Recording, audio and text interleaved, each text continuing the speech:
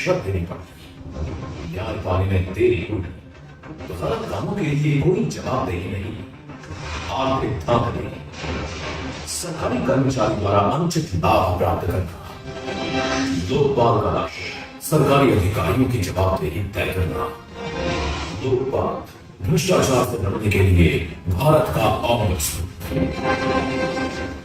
भ्रष्टाचार एक ऐसी घातक बीमारी है जो प्रभावित करती है हमें, हमारे समाज को, हमारे राष्ट्र को। लेकिन जरूरी है कि बतौर नागरिक अपने अधिकार पहचान, अपनी आवाज उठाओ, भ्रष्टाचारियों की शिकायत करो, स्वयं लोकपाल के दफ्तर में या फिर डाक से या ऑनलाइन।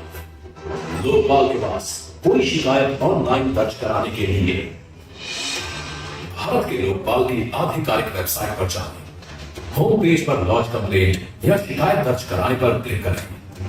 अपनी ईमेल आईडी और मोबाइल नंबर के साथ एक अकाउंट बनाकर रजिस्टर करें, अपनी डिटेल डालकर लॉगिन करें और आप जिस तरह की शिकायत करना चाहते हैं उसे चुनें।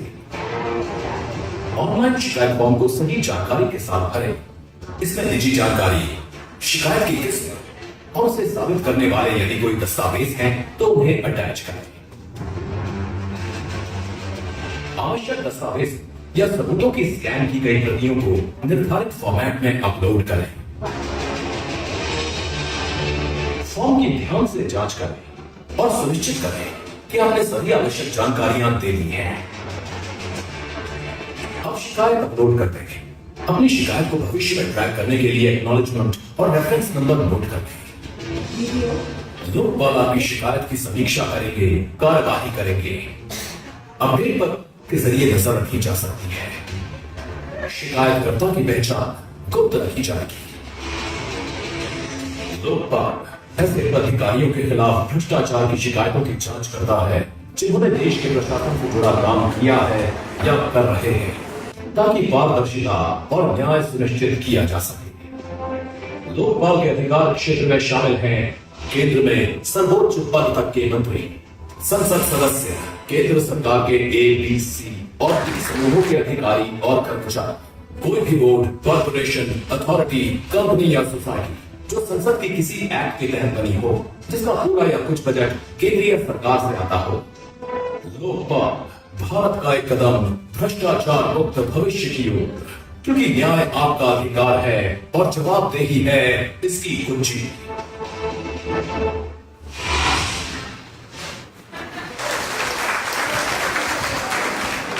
आज का जो आपने देखा है बहुत अच्छा सेशन चल रहा है। हम लोग का आज 46 फाउंडेशन डे है हम लोग का Arunachal Pradesh women welfare society का। और आज के फाउंडेशन डे सेलिब्रेशन के साथ में हम लोग का जनरल बॉडी मीटिंग्स होता है। जैसे कि हम लोग 3 इयर्स 10 इयर्स खत्म होने के बाद में जब न्यू टीम कंस्टिट्यूट करता है तो हम फाउंडेशन के साथ में हम लोग जनरल बॉडी मीटिंग कंडक्ट किया जाता है।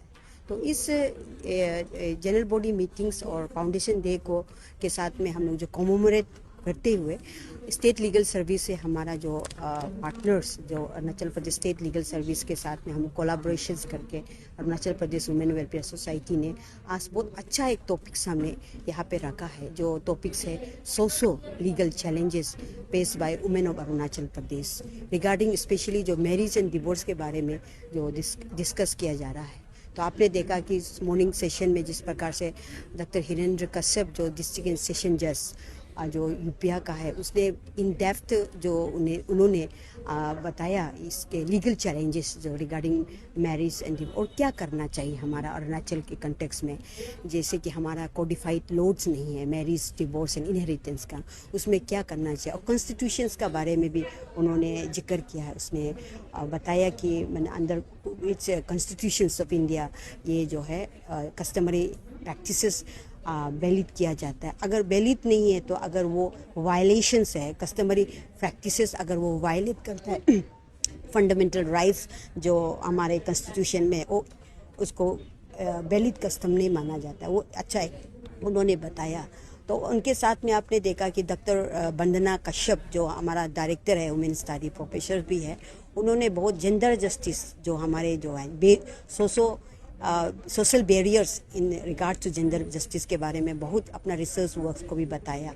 एंड देन हमारा जो एक अच्छा एक ये है एडवोकेट्स है जो कीपा तन्या, जो यूजीसी अवार्ड्स भी है, रिसर्च में उसने अवार्ड्स भी मिला गया है। और उसके पीछे में वो एडवोकेट भी है गुवाहाटी हाई कोर्ट का legal aid council, and then advisor to गामबुरास एंड गामबुरीज जो एसोसिएशन है। वो एलिमेंट्स ऑफ डिवोर्स एंड जो डिवोर्स एंड हमारा जो marriage and divorce under customary practices in context of Arunachal, उसका बारे में वो बोलेगा। और अनदर मेरा जो यंग एडवोकेट्स है एडवोकेट टेचिनेस, वो हमारे जो नेशनल लीगल सर्विस अथॉरिटी के अंदर में जो उनका जो भी स्कीम्स है ये है। और यहाँ आज जो है हमारा सेंट्रल यूनिट भी आया हुआ है। देन जितना भी हमारा डिस्ट्रिक्ट ब्रांचेस है, एफिलेट बॉडीज भी आया, और CBOs लोग भी आया है, और आला का स्टूडेंट्स, लो स्टूडेंट और लेकी का भी आया। बहुत सारा हमारा जो एडल्ट एजुकेशन सेंटर्स है, इंटर्न्स है, बहुत सारा कम्युनिटी बेस्ड ऑर्गेनाइजेशन भी आज ये सेशन को सुनने के लिए आया है। Thank you.